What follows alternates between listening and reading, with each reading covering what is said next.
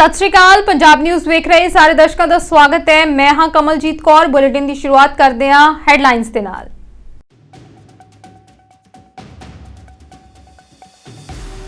भाई बलवंत सिंह राजोआणा ने श्री अकाल तख्त के जथेदार नूं लिखिया पत्र लैके श्री अकाल तख्त साहब पहुंची भाई राजोआणा की भैन कमलदीप कौर।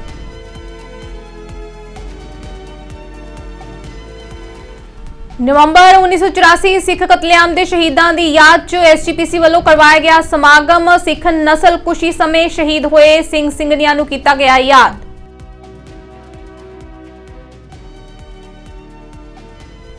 आप सरकार पंजाब च शराब के माइनिंग विच लगा रही है पैसे। नवजोत सिद्धू ने पंजाब की कानून व्यवस्था ते चुके सवाल।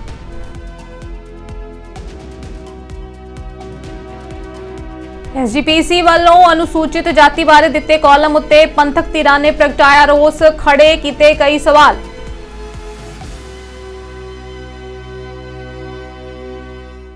हुण खबरां विस्तार दे नाल। बीते कई सालों तो साडे बंदी सिंह जेलां दे विच बंद ने, पर सरकार दे वल्लों उन्हां नूं कोई भी राहत नहीं दित्ती जा रही ते बलात्कारी राम रहीम वर्गियां नूं सरकार दे वल्लों वार-वार पैरोल दित्ती जांदी है। इस पिछे एक वड्डा सवाल खड़ा हुंदा है कि आखिर सिखां दे नाल ही अजिहा विहार क्यों। पिछले 28 सालों तो जेल च बंद भाई बलवंत सिंह राजोआणा की रिहाई की मंग लगातार जारी है। राजोआणा की भैन कमलदीप कौर इस संदर्भ दे विच अज बलवंत सिंह राजोआणा वालों लिखिया गया पत्र लैके श्री अकाल तख्त साहब पहुंची है, जिथे राजोआणा की भैन कमलदीप कौर का कहना है कि राजोआणा 28 साल तो जेल दे विच बंद ने। उसनूं अपील दायर किते 12 साल हो गए ने, पर अजे तक कोई कार्रवाई नहीं हुई। श्रोमणी कमेटी ने भी हार मान ली है। कमलदीप कौर ने कहा है कि जदों पिछले कई दहाकियां तो जेल दे विच बंद उन्हां दे भरा ते सिख कौम लई कुर्बानी देण वाले शख्स नूं कौम दी सिरमौर संस्था ही आज़ाद नहीं करा सकी, तां हुण कोई उम्मीद विखाई नहीं दिंदी। राजोआणा जी की चिट्ठी सीगी सिंह साहब जी दे लई, उन्हां नूं सिंह साहब जी नूं देण वास्ते आए सीगे असीं, क्योंकि वीर जी नूं 28 साल जेल च हो गए ते 17 साल फांसी चक्की च हो गए ते 12 साल तो फैसला नहीं हो रहा। तो जी वीर जी राजोआणा जी की अपील सीगी जिहड़ी पाई हुई वो श्री अकाल तख्त साहब जी के आदेश ते 2012 दे विच पाई गई सीगी ते उस अपील ते 12 साल बाद भी कोई फैसला नहीं होया। सब तो वड्डी चीज़ तो यह है कि श्रोमणी कमेटी जी साडी श्रोमणी गुरुद्वारा प्रबंधक कमेटी वो भी हथ खड़े कर गई है कि उन्होंने तो 25 लाख जिहड़े साइन करवाए ने उसके लिए भी मिलन का समा नहीं मिल रहा। तो 28 साल बाद भी सानू ऐ लगता कि कोई भी सिख आगू जां साडा कोई धार्मिक आगू वीर जी राजोआणा जी के केस की मतलब इस चीज़ की नाल हो रही जिहड़ी बेइंसाफी आ उहदी गल करन लई तैयार नहीं हैगा। तो जदों साडी श्रोमणी कमेटी ये हथ खड़े कर चुकी आ कि उन्होंने समा ही नहीं मिल रहा, तो जिहड़ी वीर जी ने सिंह साहब जी ने चिट्ठी दित्ती आ ते बेनती की है कि जिहड़ी श्री अकाल तख्त साहब जी के आदेश ते अपील पटीशन पाई गई है श्रोमणी गुरुद्वारा प्रबंधक कमेटी वालों, श्री अकाल तख्त साहब जी वालों उन्होंने आदेश किया जाए कि जिहड़ी वो अपील आ श्रोमणी अकाली दल ते श्रोमणी कमेटी वालों पाई गई उस अपील नूं वापस लिया जाए जी। वीर जी राजोआणा जी का तो केस ही एक अजिहा केस है कि 28 साल बाद भी फैसला नहीं कर रहे। राष्ट्रपति को जिहड़ी अपील आ केंद्रीय गृह मंत्रालय ने फैसला करना सुप्रीम कोर्ट बार बार कह चुकी है, पर उन्होंने फैसला नहीं किया हैगा। पर गल यह है कि 12 साल के बाद भी जिहड़े साडे आगू ने अज जिमें तुसीं ये देख लो कि दिल्ली कमेटी आ, दिल्ली कमेटी दे प्रोग्राम च अमित शाह जी आए, उन्होंने कहा कि मनजिंदर सिरसा जी वकील ने सिख कौम दे, पर किसी ने भी मुद्दा नहीं चुकिया। उसी तरह ही साडे इत्थे श्रोमणी कमेटी आ जिहड़ी उन्होंने तो कहते हैं हथ खड़े करते टाइम ही नहीं मिलता। साडा इत्थे श्रोमणी अकाली दल का कोई भी आगू मतलब सिर्फ 2 आगू ने जिन्हों ने यह चक्या मसला, मतलब साडे बार बार असी कहा कि वीर जी राजोआणा जी का मसला चक्या जाए। कोई ऐसी अपील राष्ट्रपति को नहीं जिहदा कि 12 साल फैसला ही ना होवे। सब तो वड्डी चीज़ यह है कि सिख कौम के लिए इन्नी वड्डी गल है कि श्री अकाल तख्त साहब जी के आदेश ते अपील पाई गई होवे कि उस अपील का 12 साल फैसला ही ना आवे तो साडे कौम के जिहड़े आगू आ फैसला करवा ना सके। हुण इत्थे मैं भी कहना चाहूँगी कि साडी त्रासदी है ये कौम की कि ना तो नवंबर का देखो ये पहला हफ्ता चल रहा, असी सारे जानते हैं कि 84 नवंबर च साडे नाल की होया सीगा, ना तो 84 का इंसाफ लै सके। राजस्थान के तिजारा विखे भाजपा की रैली समय सरकार आउण ते गुरुद्वारा साहिबान नूं उखाड़न की गल कही गई है। इस मौके यूपी का चीफ मिनिस्टर योगी आदित्यनाथ भी हाजिर सी। सामने आई एक वीडियो दे विच भाजपा आगू गुरुद्वारियां नूं नासूर कह के अते इस नूं हटाउण दी गल कर रहा है। सिखां दे विच इस बयान के कारण वड्डा रोस पाया जा रहा है। जिस तरह का जो कैंडिडेट हमारे सामने आया है उससे आप लोगों को सबक लेना पड़ेगा। किस तरह से इसने मस्जिदें, किस तरह से गुरुद्वारे यहाँ पर बनाकर छोड़ दिए, ये आगे चलकर हमारे लिए नासूर बन जाएगा। इसलिए हमारा सबका धर्म भी बनता है कि इस नासूर को यहाँ से उखाड़ कर फेंक देंगे और बाबा बालकनाथ जी को भारी मतों से जिताएंगे। बहुत बहुत धन्यवाद, सभी को राम राम, धन्यवाद। बड़ा मन नूं दुख हो रहा इस गल का। दुख इस गल ते हो रहा कि कोई बंदा कोई राजनीतिक गल करे, कोई विश्वास दवावे, कोई उस तो विश्वासघात करे, पर एक मंच सजिया होया जिस मंच के उत्ते बीजेपी अपनी वोटां मंग रही आ, ते उस मंच के उत्ते जिहड़े सिख सनातनी मुख मंत्री आ योगी आदित्यनाथ, जिन्हां दे बारे असीं जानते हैं, चंगी गल आ कि वो गुरुद्वारे भी जाते आ, गुरु का दिन भी मनाउंदे आ ते धर्म दे विच आस्था ते विश्वास रखते आ, क्योंकि वो एक धार्मिक आगू आ। ਉਹਦੇ ਬੈਠਿਆਂ ਤੋਂ ਸਟੇਜ ਤੇ ਇੱਕ ਸੰਦੀਪ ਨਾਂ ਦਾ ਬੰਦਾ ਇਹ ਗੱਲ ਬੋਲ ਰਿਹਾ ਤੇ ਮੈਂ ਉਹਨੂੰ ਕਹਿ ਦਿਆਂ ਕਿ ਬਕਵਾਸ ਕਰ ਰਿਹਾ ਕਿ ਉਹ ਕਹਿੰਦਾ ਕਿ ਜਿਹੜੇ ਗੁਰਦੁਆਰੇ ਆ ਇਹ ਜਿਹੜੇ, ਕਿਉਂਕਿ ਉਹਦੇ ਵਿਰੋਧੀ ਜਿਹੜਾ ਖੜਾ ਵਾ ਉਹਦੇ ਵਿਰੋਧੀ ਨੇ ਗੁਰਦੁਆਰਾ ਸਾਹਿਬ ਬਣਾਉਣ ਵਿੱਚ ਮਦਦ ਕੀਤੀ ਹੋਣੀ ਆ, ਮੈਂ ਨਹੀਂ ਜਾਣਦਾ ਕੌਣ ਹੈ, ਤੇ ਉਹ ਕਹਿੰਦਾ ਕਿ ਗੁਰਦੁਆਰੇ ਜਿਹੜੇ ਨਸੂਰ ਆ ਤੇ ਇਸ ਨਸੂਰ ਨੂੰ ਖਤਮ ਕਰ ਦੇਣਾ ਚਾਹੀਦਾ। ਤੇ ਮੈਨੂੰ ਹੈਰਾਨੀ ਇਸ ਗੱਲ ਦੀ, ਉਹਦੇ ਬੋਲਣ ਤੇ ਹੈਰਾਨੀ ਤਾਂ ਹੈ ਹੀ ਆ, ਉਸ ਤੋਂ ਬਾਅਦ ਹੈਰਾਨੀ ਇਸ ਗੱਲ ਦੀ ਆ कि उत्थे योगी आदित्यनाथ ते उहदे जिहड़े साथी आ, जिहड़े बीजेपी के आगू ने, जिहड़े अपने आप नूं एक सनातन धर्म दे नाल संबंधित लोग समझदे आ, वो लोग हत्थ तां खड़िया करके ताड़ी मार रहे आ। वो निज है, वो इस देश के लिए एक मैं समझदा कि एक बहुत माड़ी तस्वीर है कि ये देश नूं, कि इस देश के लोगों नूं गुरुद्वारे बारे जानकारी नहीं। मैं इतिहास नूं इस करके दसना चाहुंदा भावें कि इस नूं ये ना कहा जाए कि असीं किसी के धर्म नूं हीणा करन दी गल करते हैं, तो मैं ये गल करदा कि जदों कश्मीरी पंडित सी साडे लई किरपा राम जी सत्कारयोग आ, जदों वो गए कहंदे जनेऊ लैणा सी ते कित्थे गए सी? वो गुरुद्वारे गए सी, वो गुरु तेग बहादुर जी महाराज पास गुरुद्वारे गए सी। मैं संदीप नूं दसना चाहुंदा ते याद कराउणा चाहुंदा कि योगी जी तुसीं जिहड़ा कुछ सुणिया ते उत्ते ताड़ियां मारियां, तुसीं उहनूं समझदे हो, घट्टो घट्ट तुहातों इहो जी आस नहीं सी। मैं जिक्र करना चाहुंदा। उस तो बाद इतिहास दे विच किन्नियां घटनावां आउंदियां, एक दो घटनावां दी गल करदा। कसूर दा जिहड़ा हाकम सी वो एक गरीब ब्राह्मणी नूं चुक के लै गया सी ते अकाल तख्त साहब ते आके फरियाद कीती ते किन्ने सिंघां दा जत्था उत्थे गया ते किन्नियां ने शहादत दित्ती, उस दी ब्राह्मणी नूं वापस लिआंदा।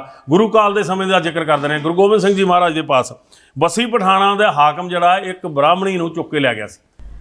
ਸਿੱਖਾਂ ਦੇ ਕੇਂਦਰੀ ਮੁਕੱਦਸ ਆਸਥਾਨ ਸ੍ਰੀ ਦਰਬਾਰ ਸਾਹਿਬ ਅੰਮ੍ਰਿਤਸਰ ਸਾਹਿਬ ਦੀ ਪਰਿਕਰਮਾ ਦੇ ਵਿੱਚ ਸਥਿਤ ਪੁਰਾਤਨ ਵਿਰਾਸਤੀ ਇਮਾਰਤ ਗੁਰਦੁਆਰਾ ਸ਼ਹੀਦ ਮੋਂਗਾ ਸਾਹਿਬ, ਜੋ ਕਿ ਸ਼ਹੀਦ ਬਾਬਾ ਦੀਪ ਸਿੰਘ ਦੇ ਨਾਲ ਸੰਬੰਧਿਤ ਹੈ, ਉਸ ਦੇ ਨਵੀਨੀਕਰਨ ਦਾ ਕੰਮ ਸ਼ੁਰੂ ਹੋ ਗਿਆ। ਸ਼੍ਰੋਮਣੀ ਗੁਰਦੁਆਰਾ ਪ੍ਰਬੰਧਕ ਕਮੇਟੀ ਨੇ ਇਹ ਕੰਮ ਦਮਦਮੀ ਟਕਸਾਲ ਮਹਿਤਾ ਦੇ ਮੁਖੀ ਗਿਆਨੀ ਹਰਨਾਮ ਸਿੰਘ ਨੂੰ ਦਿੱਤਾ ਹੈ, ਪਰ ਇਸ ਸੰਬੰਧੀ ਸਿੱਖ ਸੰਗਤਾਂ ਦੇ ਵੱਲੋਂ ਕਈ ਤਰ੍ਹਾਂ ਦੇ ਤੌਖਲੇ ਜ਼ਾਹਰ ਕੀਤੇ ਜਾ ਰਹੇ ਨੇ ਤੇ ਖਦਸ਼ਾ ਇਹ ਹੈ ਕਿ ਕਿਤੇ ਇਹ ਵਿਰਾਸਤੀ ਇਮਾਰਤ ਨਵੀਨੀਕਰਨ ਜਾਂ ਕਾਰ ਸੇਵਾ ਦੇ ਨਾਂ ਤੇ ਮਲੀਆਮੇਟ ਨਾ ਕਰ ਦਿੱਤੀ ਜਾਵੇ, ਜਿਵੇਂ ਪਹਿਲਾਂ ਕਾਰ ਸੇਵਾ ਦੇ ਨਾਂ ਤੇ ਅਨੇਕਾਂ ਬੇਸ਼ਕੀਮਤੀ ਸਿੱਖ ਵਿਰਾਸਤਾਂ ਦਾ ਨਾਮੋ ਨਿਸ਼ਾਨ ਖਤਮ ਕੀਤਾ ਜਾ ਚੁੱਕਾ ਹੈ। ਸਿੱਖੀ ਵਿੱਚ ਸ੍ਰੀ ਦਰਬਾਰ ਸਾਹਿਬ ਦੋ ਬੂੰਗਿਆਂ ਦੀ ਵੱਡੀ ਮਹਾਨਤਾ ਹੈ ਅਤੇ ਸਿੱਖ ਅਰਦਾਸ ਦੇ ਵਿੱਚ ਇਹਨਾਂ ਬੂੰਗਿਆਂ ਦੇ ਜੁਗੋ ਜੁਗ ਅਟਲ ਰਹਿਣ ਦੀ ਕਾਮਨਾ ਕੀਤੀ ਜਾਂਦੀ ਹੈ। ਸ਼੍ਰੋਮਣੀ ਕਮੇਟੀ ਦੀ ਸਥਾਪਨਾ ਤੋਂ ਬਾਅਦ ਬਹੁਤੇ ਬੂੰਗਿਆਂ ਨੂੰ ਢਾਹ ਦਿੱਤਾ ਗਿਆ ਸੀ। ਸ਼ਹੀਦ ਬੂੰਗਾ ਸ੍ਰੀ ਦਰਬਾਰ ਸਾਹਿਬ ਦੀ ਪਰਿਕਰਮਾ ਦੇ ਵਿੱਚ ਬਚੇ ਰਹਿ ਗਏ ਕੁਝ ਕੁ ਬੂੰਗਿਆਂ ਦੇ ਵਿੱਚੋਂ ਇੱਕ ਦੱਸਿਆ ਜਾਂਦਾ ਹੈ। ਫਿਰ ਬਾਬਾ ਗੁਰਬਖਸ਼ ਸਿੰਘ ਜੀ ਸ਼ਹੀਦ, ਜਿਨ੍ਹਾਂ ਨੇ ਆਪਣੇ ਥੋੜੇ ਜਿਹੇ ਸਾਥੀਆਂ ਨੂੰ ਨਾਲ ਲੈ ਕੇ ਅਹਿਮਦ ਸ਼ਾਹ ਅਬਦਾਲੀ ਦੀ 30,000 ਫੌਜ ਦਾ ਮੁਕਾਬਲਾ ਕੀਤਾ ਤੇ ਉਹਨਾਂ ਜਿਹੜਾ ਸ਼ਹੀਦਗੰਜ ਹੈ ਉਹ ਸ਼੍ਰੀ ਅਕਾਲ ਤਖਤ ਸਾਹਿਬ ਦੇ ਪਿਛਲੇ ਪਾਸੇ ਹੈ।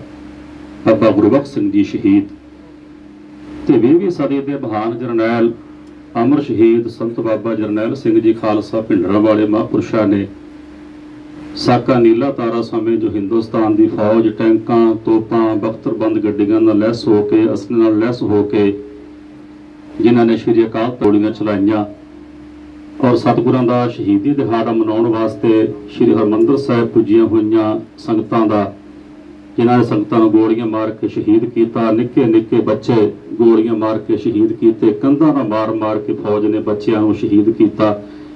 ਮਹਾਨ ਜਰਨੈਲ ਸੰਤ ਗਿਆਨੀ ਜਰਨੈਲ ਸਿੰਘ ਜੀ ਹੋਰਾਂ ਨੇ ਇੱਥੇ ਸ਼ਹਾਦਤ ਪ੍ਰਾਪਤ ਕੀਤੀ, ਆਪਣੇ ਸਾਥੀਆਂ ਸਮੇਤ ਸ਼ਹੀਦ ਹੋਏ ਔਰ ਉਹਨਾਂ ਦੀ ਯਾਦਗਾਰ ਵੀ ਸੰਤ ਬਾਬਾ ਹਰਨਾਮ ਸਿੰਘ ਜੀ ਹੋਰਾਂ ਨੇ ਗੈਲਰੀ ਦੀ ਸੇਵਾ ਚੱਲ ਰਹੀ ਹੈ। 9ਵੇਂ ਸਤਿਗੁਰੂ ਗੁਰੂ ਤੇਗ ਬਹਾਦਰ ਸਾਹਿਬ ਜੀ ਮਹਾਰਾਜ ਜੀ ਦੇ ਪਾਵਨ ਸਥਾਨ ਥੜਾ ਸਾਹਿਬ ਦੀ ਸੇਵਾ ਦਮਦਮੀ ਟਕਸਾਲ ਦੇ ਮੁਖੀ ਸੰਤ ਗਿਆਨੀ ਹਰਨਾਮ ਸਿੰਘ ਜੀ ਖਾਲਸਾ ਭਿੰਡਰਾਂ ਵਾਲਿਆਂ ਨੇ ਕਰਾਈ ਤੇ ਹੁਣ ਪੰਥ ਦੇ ਨੁਮਾਇੰਦਾ ਜਥੇਬੰਦੀ ਸ਼੍ਰੋਮਣੀ ਗੁਰਦੁਆਰਾ ਪ੍ਰਬੰਧਕ ਕਮੇਟੀ ਨੇ ਫੈਸਲਾ ਕਰਕੇ ਗੁਰਦੁਆਰਾ ਸ਼ਹੀਦ ਬੁੰਗਾ ਸਾਹਿਬ ਦੇ ਨਵੀਨੀਕਰਨ ਦੀ ਸੇਵਾ, ਜਿਵੇਂ ਪਹਿਲਾਂ ਜ਼ਿਕਰ ਹੋਇਆ, ਮੈਨੂੰ ਵੀ ਬਹੁਤ ਟੈਲੀਫੋਨ ਆਏ ਕਿ ਦੇਖੋ ਜੀ ਬੁੰਗਾ ਢਾਹ ਦੇਣਾ ਹੈ, ਬੁੰਗੇ ਦਾ ਸਰੂਪ ਵਿਗਾੜ ਦੇਣਾ ਹੈ।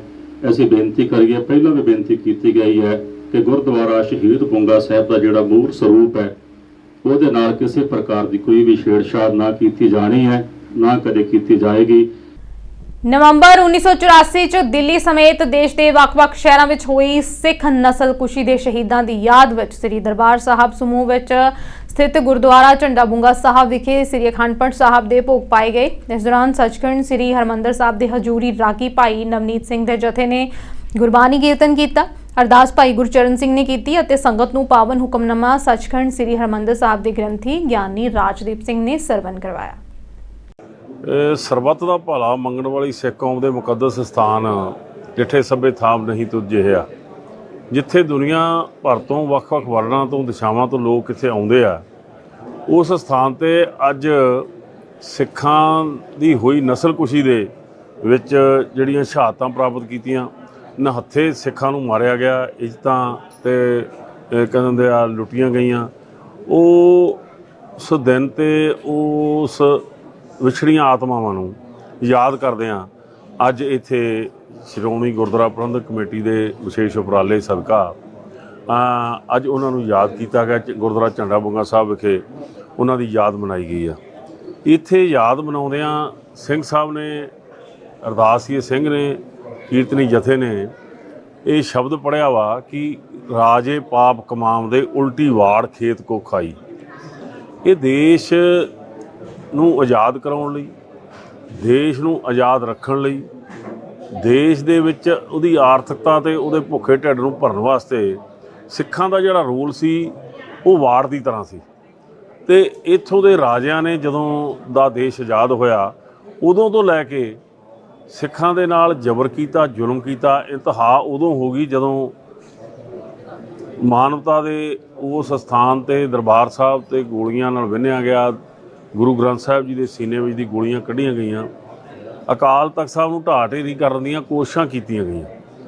ਇੰਨਾ ਕੁਛ ਕਰਨ ਤੋਂ ਉਪਰੰਤ ਜਦੋਂ ਸਿੱਖਾਂ ਨੇ ਆਪਣੀ ਉਸ ਮਰਜ਼ਾਦਾ ਤੇ ਉਸ ਇਤਿਹਾਸ ਨੂੰ ਦੁਹਰਾਉਣ ਦੇ ਤਹਿਤ ਇੰਦਰਾ ਗਾਂਧੀ ਨੂੰ ਜਦੋਂ ਉਸ ਦੀ ਬਣਦੀ ਸਜ਼ਾ ਦਿੱਤੀ ਗਈ ਤਾਂ ਉਸ ਦੇ ਖਮਿਆਜੇ ਵਜੋਂ ਇਸ ਦੇਸ਼ ਦੀ ਜਿਹੜੀ ਵੱਡੀ ਪਾਰਟੀ ਕਾਂਗਰਸ, ਜਿਹੜੀ ਕਿ ਉਹਦੇ ਇੰਦਰਾ ਦੇ ਫਰਜ਼ੰਦ ਰਾਜੀਵ ਗਾਂਧੀ ਦੀ ਅਗਵਾਈ ਵਿੱਚ ਇਸ ਦੇਸ਼ ਦੇ ਵੱਡੇ ਸ਼ਹਿਰਾਂ ਵਿੱਚ ਸਿੱਖਾਂ ਦਾ ਕਤਲੇਆਮ ਕੀਤਾ ਗਿਆ। ਭ੍ਰਿਸ਼ਟਾਚਾਰ ਨੂੰ ਮੁੱਖ ਮੁੱਦਾ ਬਣਾ ਕੇ ਸੱਤਾ ਦੇ ਵਿੱਚ ਆਈ ਆਮ ਆਦਮੀ ਪਾਰਟੀ ਦੀ ਸਰਕਾਰ ਹਾਰੇ ਅਤੇ ਲੋਕਾਂ ਵੱਲੋਂ ਨਕਾਰੇ ਗਏ ਲੀਡਰਾਂ ਨਾਲ ਪੰਜਾਬ ਦੇ ਮੁੱਦਿਆਂ ਤੇ ਬਹਿਸ ਕਰਨ ਵਿੱਚ ਇੰਨੀ ਵਿਅਸਤ ਰਹੀ ਕਿ ਪੰਜਾਬ ਦੇ ਮਸਲੇ ਲੈ ਕੇ ਪਹੁੰਚੇ ਆਮ ਲੋਕ ਅੰਦਰ ਜਾਣ ਲਈ ਬਾਹਰ ਖੜੇ ਇੰਤਜ਼ਾਰ ਕਰਦੇ ਰਹੇ, ਪਰ ਉਹਨਾਂ ਨੂੰ ਅੰਦਰ ਜਾਣ ਦੀ ਇਜਾਜ਼ਤ ਨਹੀਂ ਮਿਲੀ। ਮੋਗਾ ਦੇ ਸਮਾਜ ਸੇਵੀ ਮਹਿੰਦਰਪਾਲ ਲੂੰਬਾ, ਜਿਨ੍ਹਾਂ ਦੇ ਵੱਲੋਂ ਪਿਛਲੇ 4 ਮਹੀਨੇ ਤੋਂ ਸਿਵਲ ਹਸਪਤਾਲ ਮੋਗਾ ਦੇ ਐਸਐਮਓ ਤੇ ਵੱਡੇ ਪੱਧਰ ਤੇ ਭ੍ਰਿਸ਼ਟਾਚਾਰ ਕਰਨ ਦੇ ਇਲਜ਼ਾਮ ਲਗਾਏ ਜਾ ਰਹੇ ਨੇ। ਕਰੀਬ ਮਹੀਨਾ ਪਹਿਲਾਂ ਉਹਨਾਂ ਦੇ ਵੱਲੋਂ ਆਰਟੀਆਈ ਦੇ ਜ਼ਰੀਏ ਇੱਕ ਜਾਣਕਾਰੀ ਲਈ ਗਈ ਸੀ, ਜਿਸ ਦੇ ਵਿੱਚ ਕਰੋੜਾਂ ਰੁਪਏ ਦਾ ਘਪਲਾ ਸਾਹਮਣੇ ਆਇਆ ਸੀ। ਉਹਨਾਂ ਵੱਲੋਂ ਮੁੱਖ ਮੰਤਰੀ Punjab, chief vigilance bureau, enforcement directorate ਅਤੇ ਸਿਹਤ ਮੰਤਰੀ ਪੰਜਾਬ ਨੂੰ ਸਬੂਤਾਂ ਸਮੇਤ ਲਿਖਤੀ ਸ਼ਿਕਾਇਤ ਭੇਜ ਕੇ ਐਸਐਮਓ ਦੀ ਤੁਰੰਤ ਬਦਲੀ ਤੇ ਭ੍ਰਿਸ਼ਟਾਚਾਰ ਦੇ ਸਭ ਦੋਸ਼ੀਆਂ ਦੇ ਖਿਲਾਫ ਸਖਤ ਕਾਰਵਾਈ ਦੀ ਮੰਗ ਕੀਤੀ ਗਈ ਸੀ। ਇਸ ਦੇ ਬਾਵਜੂਦ ਐਸਐਮਓ ਤੇ ਹਾਲੇ ਤੱਕ ਕੋਈ ਕਾਰਵਾਈ ਨਹੀਂ ਹੋਈ ਤੇ ਨਾ ਹੀ ਬਦਲੀ ਹੋਈ ਹੈ। ਇਸ ਮਾਮਲੇ ਨੂੰ ਮੁੱਖ ਮੰਤਰੀ ਭਗਵੰਤ ਮਾਨ ਤੱਕ ਪਹੁੰਚਾਉਣ ਦੇ ਮਕਸਦ ਨਾਲ ਮਹਿੰਦਰਪਾਲ ਲੂੰਬਾ ਖੇਤੀਬਾੜੀ ਯੂਨੀਵਰਸਿਟੀ ਲੁਧਿਆਣਾ ਵਿਖੇ ਰੱਖੀ ਡਿਬੇਟ ਦੇ ਵਿੱਚ ਸ਼ਾਮਿਲ ਹੋਣ ਪਹੁੰਚੇ, ਪਰ ਚੱਪੇ-ਚੱਪੇ ਤੇ ਤਾਇਨਾਤ ਪੰਜਾਬ ਪੁਲਿਸ ਦੇ ਵੱਲੋਂ ਉਹਨਾਂ ਨੂੰ ਨੇੜੇ ਤੱਕ ਫੜਕਣ ਨਹੀਂ ਦਿੱਤਾ ਗਿਆ। ਭਾਵ ਇਹ ਕਿ ਡਿਬੇਟ ਵਾਲੀ ਥਾਂ ਯੂਨੀਵਰਸਿਟੀ ਦੇ ਗੇਟ ਤੋਂ ਅੰਦਰ ਨਹੀਂ ਜਾਣ ਦਿੱਤਾ ਗਿਆ। ਹਾਂਜੀ, ਅਸੀਂ ਅੱਜ ਇੱਥੇ ਮੈਂ ਪੰਜਾਬ ਬੋਲਦਾ ਹਾਂ ਡਿਬੇਟ ਦੇ ਵਿੱਚ ਆਏ ਹਾਂ।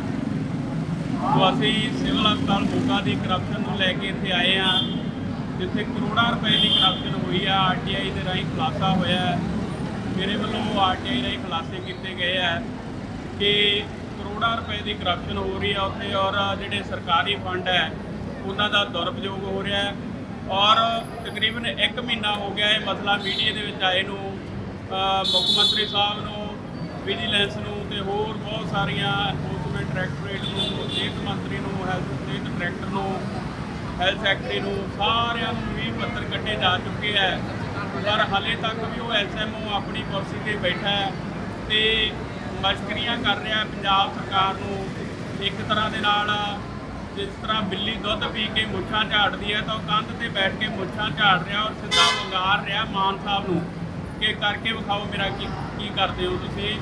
ਸੋ ਮੈਂ ਅੱਜ ਇਹ ਮਾਨ ਸਾਹਿਬ ਤੱਕ ਬੇਨਤੀ ਲੈ ਕੇ ਆਇਆ ਕਿ ਮਾਨ ਸਾਹਿਬ ਤੁਸੀਂ ਕਰਪਸ਼ਨ ਨੂੰ ਖਤਮ ਕਰਨ ਦੇ ਇਰਾਦੇ ਦੇ ਨਾਲ ਇਸ ਮੁੱਦੇ ਨੂੰ ਲੈ ਕੇ ਸਰਕਾਰ ਬਣਾਈ ਸੀ ਤੇ ਜੇਕਰ ਤੁਹਾਡੀ ਸਰਕਾਰ ਦੇ ਵਿੱਚ ਵੀ ਇਸੇ ਤਰ੍ਹਾਂ ਕਰਪਟ ਲੋਕਾਂ ਦੇ ਹੌਸਲੇ ਬੁਲੰਦ ਰਹਿਣਗੇ ਤੇ ਉਹ ਲੋਕ ਇਸੇ ਤਰ੍ਹਾਂ ਕਰੋੜਾਂ ਰੁਪਏ ਦੀ ਕਰਪਸ਼ਨ ਕਰਦੇ ਰਹਿਣਗੇ ਤਾਂ ਫਿਰ ਤੁਹਾਡੀ ਸਰਕਾਰ ਤੇ ਪਿਛਲੀਆਂ ਸਰਕਾਰਾਂ ਦੇ ਵਿੱਚ ਕੀ ਫਰਕ ਰਹਿ ਗਿਆ। ਸੋ ਮੇਰੀ ਬੇਨਤੀ ਹੈ ਕਿ ਉਹ SMO ਨੂੰ ਤੁਰੰਤ ਉੱਥੋਂ ਚੱਲਦਾ ਕੀਤਾ ਜਾਵੇ, ਉਹਨੂੰ ਗ੍ਰਿਫਤਾਰ ਕੀਤਾ ਜਾਵੇ, ਉਹਦੀ ਜਿਹੜੀ ਹੈ ਉੱਚ ਪੱਧਰੀ ਜਾਂਚ ਕਰਵਾ ਕੇ ਜਿਹੜੇ ਵੀ ਦੋਸ਼ੀ ਆ ਉਹਨਾਂ ਨੂੰ ਬਣਦੀ ਸਜ਼ਾ ਦਿੱਤੀ ਜਾਵੇ। ਸੋ ਅਸੀਂ ਇਹ ਮੰਗ ਲੈ ਕੇ ਅੱਜ ਇੱਥੇ ਪੰਜਾਬ ਯੂਨੀਵਰਸਿਟੀ ਦੇ ਵਿੱਚ ਗੇਟ ਤੇ ਪਹੁੰਚੇ ਹਾਂ। ਸਾਨੂੰ ਅੰਦਰ ਨਹੀਂ ਜਾਣ ਦਿੱਤਾ ਜਾ ਰਿਹਾ, ਪਰ ਅਸੀਂ ਇੱਥੇ ਖੜ੍ਹ ਕੇ ਹੀ ਆਪਣੀ ਆਵਾਜ਼ ਆ ਜਿਹੜੀ ਉਹ ਮਾਨ ਸਾਹਿਬ ਤੱਕ ਪਹੁੰਚਾਉਣਾ ਚਾਹੁੰਦੇ ਹਾਂ। ਸੋ ਮਾਨ ਸਾਹਿਬ ਨੂੰ ਬੇਨਤੀ ਹੈ ਕਿ ਸਾਡੀ ਆਵਾਜ਼ ਸੁਣੋ ਔਰ ਸਿਵਲ ਹਸਪਤਾਲ ਮੋਗਾ ਦੇ ਕਰਪਟ SMO ਦੀ ਤੁਰੰਤ ਬਦਲੀ ਕਰੋ ਔਰ ਉਹਦੇ ਨਾਲ ਜਿਹੜਾ ਹੈਗਾ ਉੱਥੇ ਕਰਪਸ਼ਨ ਦੀ ਉੱਚ ਪੱਧਰੀ ਜਾਂਚ ਕਰਾ ਕੇ ਦੋਸ਼ੀਆਂ ਨੂੰ ਸਜ਼ਾ ਦਿਓ, ਤਾਂ ਹੀ ਲੋਕਾਂ ਦਾ ਵਿਸ਼ਵਾਸ ਹੈ ਜਿਹੜਾ ਇਹ ਸਰਕਾਰ ਦੇ ਵਿੱਚ ਬਹਾਲ ਹੋ ਸਕਦਾ ਹੈ। ਧੰਨਵਾਦ ਜੀ। ਜਿੰਨਾ ਸਮਾਂ ਚੰਗੇ ਲੋਕ ਚੁਣ ਕੇ ਸ਼੍ਰੋਮਣੀ ਕਮੇਟੀ ਦੇ ਵਿੱਚ ਨਹੀਂ ਜਾਣਗੇ ਉਨਾ ਚਿਰ ਸ਼੍ਰੋਮਣੀ ਕਮੇਟੀ ਦੇ ਵਿੱਚ ਕੋਈ ਸੁਧਾਰ ਨਹੀਂ ਲਿਆਂਦਾ ਜਾ ਸਕਦਾ।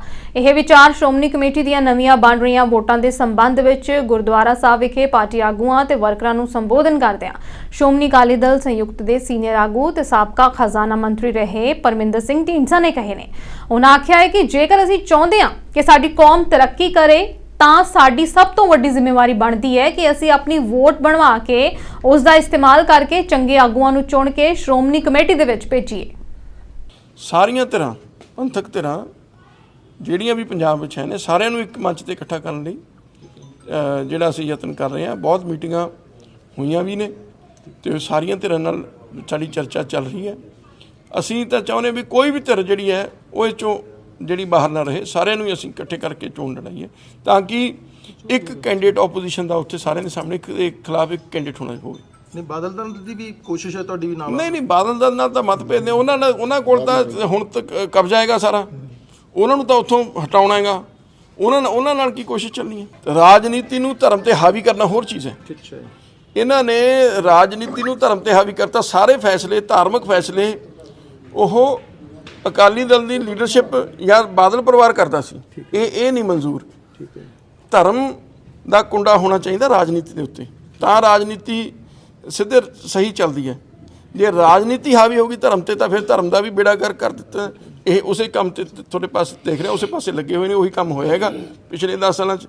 ਜੇ ਕਿਤੇ ਧਰਮ ਉੱਤੇ ਹੁੰਦਾ ਤਾਂ ਫਿਰ ਅੱਜ ਜਿਹੜੇ ਵੀ ਕੋਈ ਐਸੇ ਹਾਲਾਤ ਬਣੇ ਜਾਂ ਜਿਸ ਹਾਲਾਤ 'ਚ ਸ਼੍ਰੋਮਣੀ ਅਕਾਲੀ ਦਲ ਪਹੁੰਚਿਆ ਇਹ ਨਹੀਂ ਸੀ ਹੋਣਾ। ਇਹ ਹਾਲਾਤ ਹੀ ਨਹੀਂ ਸੀ ਪੈਦਾ ਹੋਣੇ, ਗਲਤੀਆਂ ਨਹੀਂ ਸੀ ਹੋਣੀਆਂ।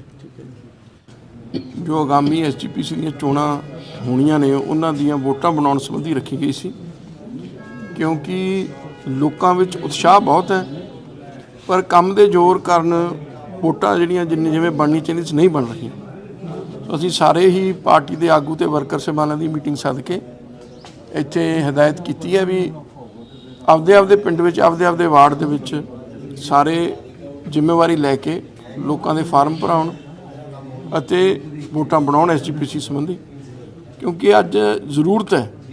ਜੇ ਅਸੀਂ SGPC ਵਿੱਚ ਸੁਧਾਰ ਚਾਹੁੰਦੇ ਹਾਂ, ਜੇ ਅਸੀਂ ਚੰਗੇ ਉਮੀਦਵਾਰਾਂ ਨੂੰ ਉੱਥੇ ਸੇਵਾ ਦੇਣਾ ਚਾਹੁੰਦੇ ਹਾਂ, ਜੇ ਅਸੀਂ ਚਾਹੁੰਦੇ ਹਾਂ ਵੀ ਸਾਡੀ ਕੌਮ ਤਰੱਕੀ ਕਰੇ ਤਾਂ ਉਸ 'ਚ ਸਾਡੀ ਜ਼ਿੰਮੇਵਾਰੀ ਸਭ ਤੋਂ ਵੱਡੀ ਇਹ ਬਣਦੀ ਹੈ ਵੀ ਅਸੀਂ ਵੋਟਾਂ ਬਣਾਈਏ ਤੇ ਉਹਦਾ ਇਸਤੇਮਾਲ ਕਰਕੇ ਚੰਗੇ ਜਿਹੜੇ ਲੋਕਾਂ ਦੀ ਚੋਣ ਕਰੀਏ। ਸ਼੍ਰੋਮਣੀ ਗੁਰਦੁਆਰਾ ਪ੍ਰਬੰਧਕ ਕਮੇਟੀ ਦੀਆਂ ਵੋਟਾਂ ਬਣਨ ਦਾ ਕੰਮ ਸ਼ੁਰੂ ਹੋ ਚੁੱਕਿਆ ਹੈ ਤੇ SGPC ਦੇ ਵੱਲੋਂ ਅਨੁਸੂਚਿਤ ਜਾਤੀ ਬਾਰੇ ਦਿੱਤੇ ਕਾਲਮ ਦੇ ਉੱਤੇ ਪੰਥਕ ਧਿਰਾਂ ਦੇ ਵੱਲੋਂ ਸਵਾਲ ਚੁੱਕੇ ਜਾ ਰਹੇ ਨੇ। ਇਸ ਸੰਬੰਧੀ ਕਪੂਰਥਲਾ ਦੇ ਵਿੱਚ ਸ਼੍ਰੋਮਣੀ ਅਕਾਲੀ ਦਲ ਦੀ ਜ਼ਿਲ੍ਹਾ ਜਥੇਬੰਦੀ ਦੇ ਵੱਲੋਂ ਪ੍ਰੈਸ ਕਾਨਫਰੰਸ ਕੀਤੀ ਗਈ ਹੈ, ਜਿਸ ਦੇ ਵਿੱਚ ਉਹਨਾਂ ਨੇ ਅਨੁਸੂਚਿਤ ਜਾਤੀ ਦੇ ਕਾਲਮ ਨੂੰ ਲੈ ਕੇ ਇਤਰਾਜ਼ ਜਤਾਇਆ ਹੈ। ਉਹਨਾਂ ਕਿਹਾ ਹੈ ਕਿ ਸਿੱਖ ਧਰਮ ਦੇ ਵਿੱਚ ਜਾਤ ਪਾਤ ਦੀ ਕੋਈ ਥਾਂ ਨਹੀਂ ਹੈ ਤੇ ਫਿਰ ਵੋਟਰ ਫਾਰਮ ਦੇ ਵਿੱਚ ਇਸ ਕਾਲਮ ਨੂੰ ਜਗ੍ਹਾ ਕਿਉਂ ਦਿੱਤੀ ਗਈ? ਦੇਖੋ ਜੀ ਇਹ ਤਾਂ ਵੋਟ ਜਿਹੜੀ ਆ ਦੂਸਰਾ ਵੋਟਰ ਕਾਰਡ ਦੇਖਣ ਤੇ ਉਹ ਸਾਬਤ ਸੂਰਤ ਆ ਤੇ ਉਹਦੀ ਵੋਟ ਬਣਨੀ ਚਾਹੀਦੀ ਆ।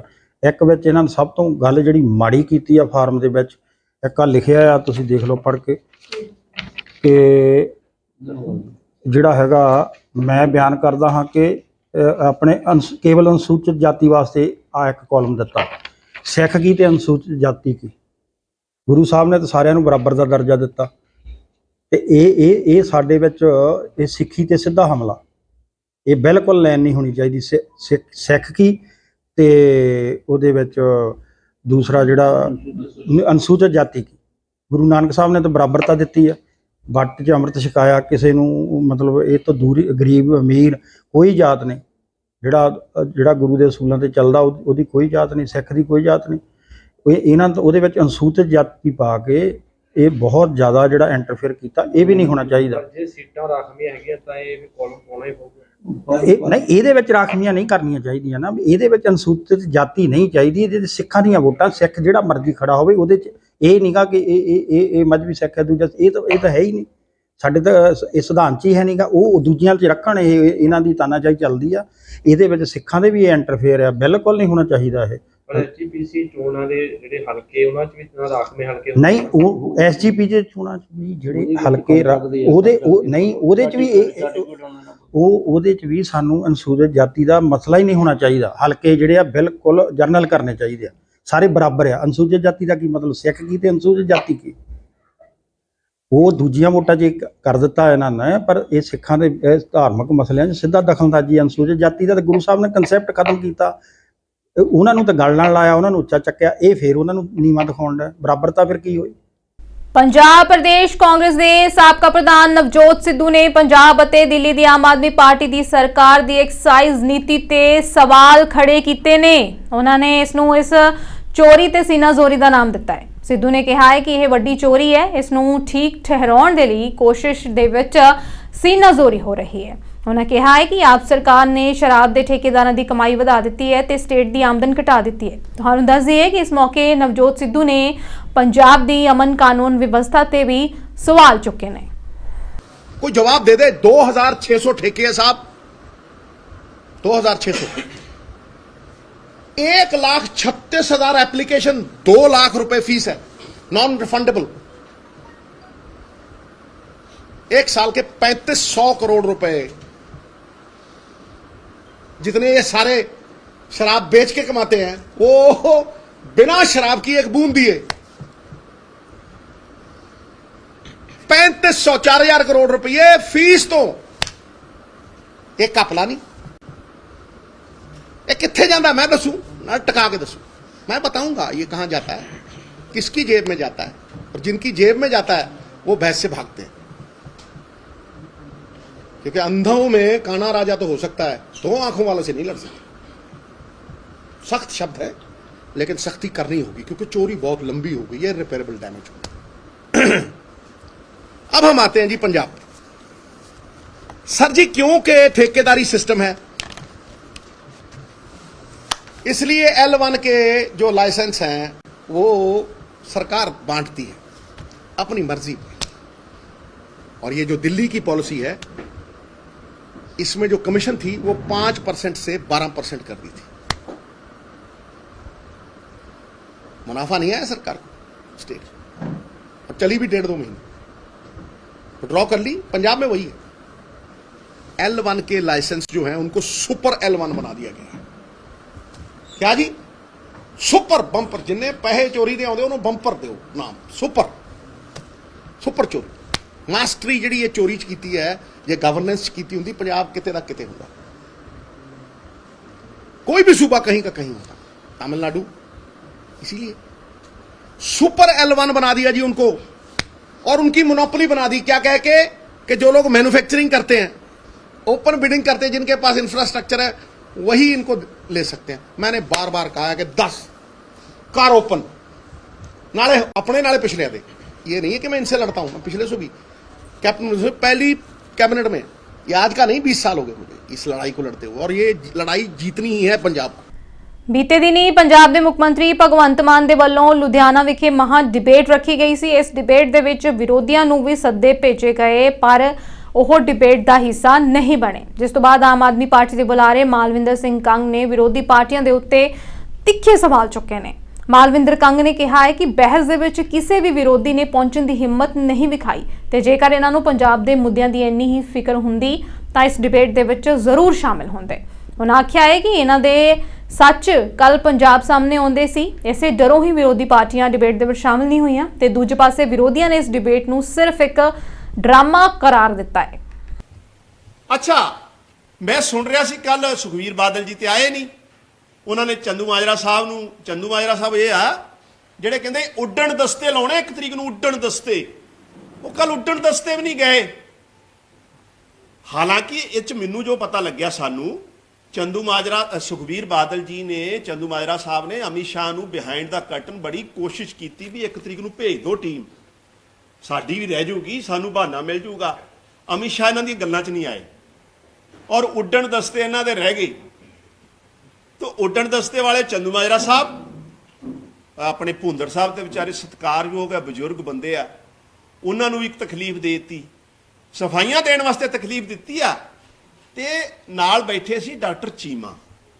हुण मैं डॉक्टर चीमा साहब नूं, हालांकि मैं सब तो इन्ना समझदार ते सियाणा ते असीं इज्जत भी करते हैं, लेकिन कल जिस तरीके नाल डॉक्टर दलजीत चीमा जी ने 76 वाला वार्ड ते जिक्र करता, 77 तो 80 तक बादल साहब की सरकार नूं पूरा गैब ही कर गए कि बादल साहब ने बतौर मुख्यमंत्री 1977 जो मुख्यमंत्री बनते आ, 78 जो उन्होंने चिट्ठी लिख के 1.5 करोड़ रुपए की मंग भी की ते नाल जमीन एक्वायर करने वास्ते नोटिफिकेशन जारी किया, उसका जिक्र नहीं किया तो सफाई की दे रहे हैं। कल एक निजी चैनल में भी दलजीत चीमा जी बयान अपना इंटरव्यू दे रहे थे और बड़ा इंटरेस्टिंग गल है, कहते जी बादल साहब ने 78 77 तो लैके 80 तक इन्नी लड़ाई लड़ी, मुरारजी देसाई तक गए, 78 की धारा नूं तोड़न वास्ते सुप्रीम कोर्ट गए। तो जो पत्रकार ने पूछ लिया जी जिहड़ा लैंड एक्वायर कर ली तुसीं नोटिफिकेशन जारी कीता सी उहदे बारे, नहीं जी कहंदे वो ते अफसरां ने थर्डे लैवल ते अपने लैवल ते करता सी। ਭਾਜਪਾ ਦੀ ਦਿੱਲੀ ਇਕਾਈ ਦੇ ਨੇਤਾਵਾਂ ਨੇ ਅੱਜ ਮਹਾਤਮਾ ਗਾਂਧੀ ਦੇ ਸਮਾਰਕ ਰਾਜਘਾਟ ਨੇੜੇ ਪ੍ਰਦਰਸ਼ਨ ਕੀਤਾ ਹੈ ਅਤੇ ਆਬਕਾਰੀ ਨੀਤੀ ਘਪਲੇ ਨੂੰ ਲੈ ਕੇ ਮੁੱਖ ਮੰਤਰੀ ਅਰਵਿੰਦ ਕੇਜਰੀਵਾਲ ਦੇ ਅਸਤੀਫੇ ਦੀ ਮੰਗ ਕੀਤੀ ਹੈ। ਤੁਹਾਨੂੰ ਦੱਸ ਦਈਏ ਕਿ ਈਡੀ ਦੇ ਵੱਲੋਂ ਦਿੱਲੀ ਦੇ ਮੁੱਖ ਮੰਤਰੀ ਅਰਵਿੰਦ ਕੇਜਰੀਵਾਲ ਨੂੰ ਪੇਸ਼ ਹੋਣ ਦੇ ਹੁਕਮ ਦਿੱਤੇ ਗਏ ਸੀ, ਪਰ ਉਹ ਪੇਸ਼ ਨਹੀਂ ਹੋਇਆ ਅਤੇ ਚੋਣ ਪ੍ਰਚਾਰ ਲਈ ਮੱਧ ਪ੍ਰਦੇਸ਼ ਰਵਾਨਾ ਹੋ ਗਿਆ ਤੇ ਉਹਨਾਂ ਜਾਂਚ ਏਜੰਸੀ ਵੱਲੋਂ ਭੇਜੇ ਸੰਮਨ ਨੂੰ ਸਿਆਸੀ ਤੌਰ ਤੇ ਪ੍ਰੇਰਿਤ ਦੱਸਦਿਆਂ ਕਿਹਾ ਹੈ ਕਿ ਇਹ ਭਾਜਪਾ ਦੇ ਇਸ਼ਾਰੇ ਤੇ ਜਾਰੀ ਕੀਤਾ ਗਿਆ। जो बात कही है वही सिद्ध कर रहा है कि अरविंद केजरीवाल से बड़ा चोर कोई हो ही नहीं सकता। ये हमको आपको कहने की आवश्यकता नहीं है, ये अरविंद केजरीवाल ने खुद मान लिया। कैसे आपको थोड़ा सा बताता हूं। उन्होंने अपने चिट्ठी में लिखा है कि मनोज तिवारी पहले ही बोल दिए थे कि हम गिरफ्तार किए जाएंगे। उन्होंने इसमें भी झूठ बोला। मैंने ये नहीं कहा था कि गिरफ्तार किए जाएंगे। मैं तो जिस दिन शराब घोटाला की शुरुआत हुई थी उसी दिन हमने कहा था कि शराब घोटाले का अगर मास्टरमाइंड कोई है तो अरविंद केजरीवाल है। और मैंने तब कहा कि अरविंद केजरीवाल गिरफ्तार हो सकते हैं। उनकी मंत्री क्या कहती है, आतिशी जी गिरफ्तार होंगे। अब लो, आपकी मंत्री कह रही है गिरफ्तार होंगे और मीडिया के हर चैनल के पास आतिशी जी का स्टेटमेंट है। सो पंजाब न्यूज़ विच फिलहाल इन्ना ही। मैनूं दिओ इजाजत। धन्यवाद।